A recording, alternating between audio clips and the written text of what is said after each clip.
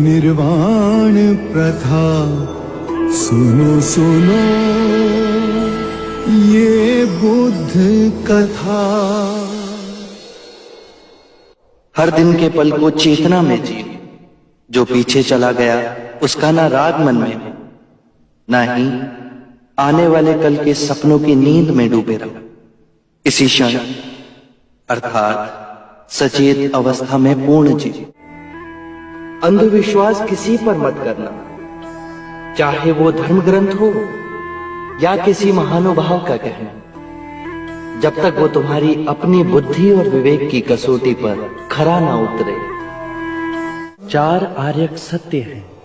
1, जब तक सृष्टि रहेगी दुख मनुष्य के साथ छाया की तरह चलेगा। 2, इस दुख का कारण है वस्तु से स्वयं को पकड़ के रखना, जो वस्तु क्षणभंगुर है तो मार्ग क्या हो।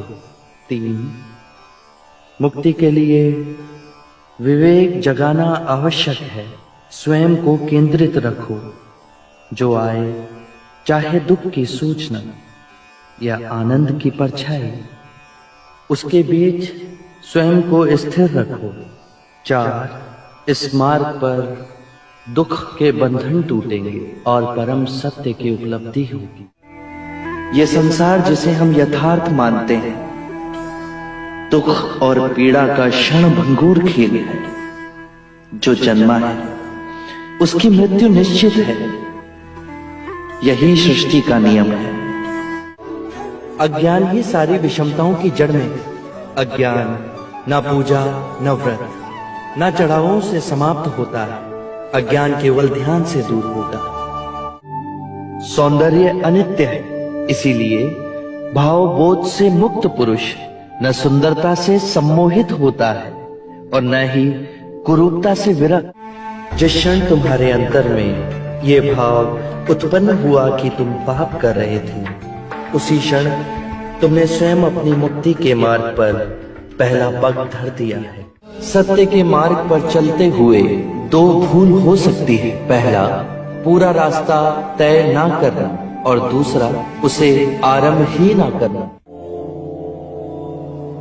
घृणा से घृणा नहीं मिटाई जा सकती, घृणा मिटती है केवल प्रेम से, और ये प्रकृति का अटल सिद्धांत है। जीवन मरण हर मनुष्य के जीवन का क्रम है।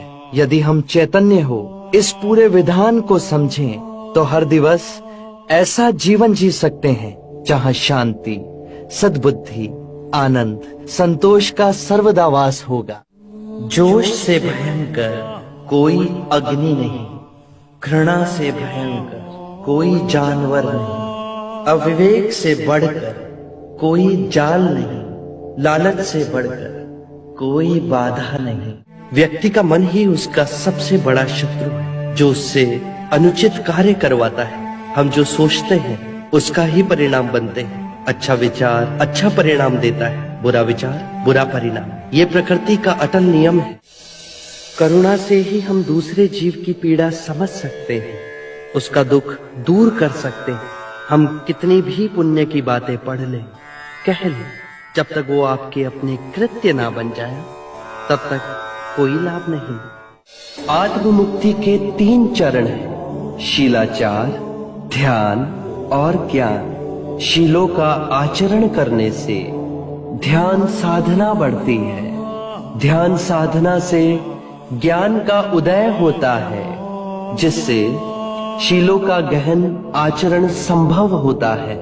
इससे हम लोभ, क्रोध और अज्ञान से मुक्त होकर आत्म मुक्ति, शांति और आनंद की प्राप्ति कर सकते हैं।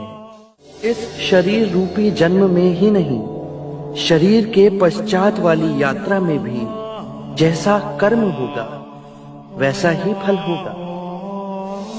जीवन का रहस्य है भय से मुक्त होना। कल क्या होगा, तुम्हारा या मेरा क्या होगा, किसी पे निर्भर ना होना।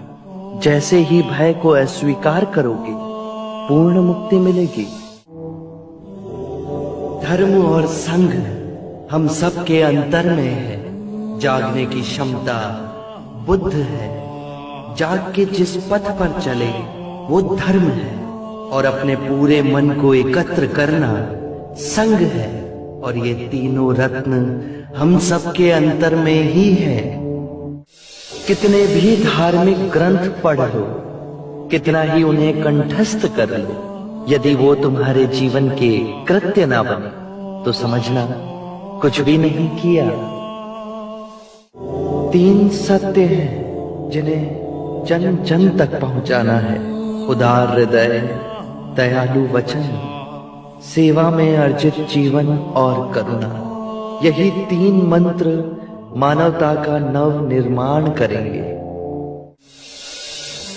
मृत्यु का भय उसे ना होगा जिसने अपना जीवन बुद्धिमानी से जिया हो। ये शरीर तो नश्वर है, पर मेरी वाणी, मेरे सूत्र बन सदैव आप लोगों के पथ को प्रकाशमयी करेंगे। अपो दीपो भव, अपना दिया स्वयं बनना, अपने बुद्ध को पहचानना। जागो और धर्म के मार्ग पे चलो, अपने अंतर के संग को साधो।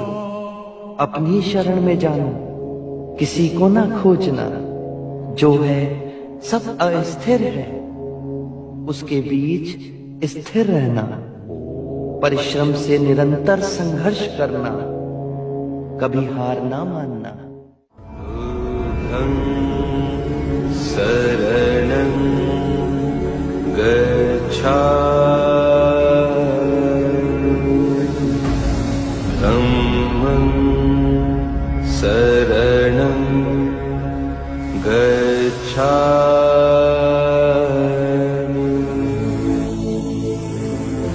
संघं शरणं गच्छामि।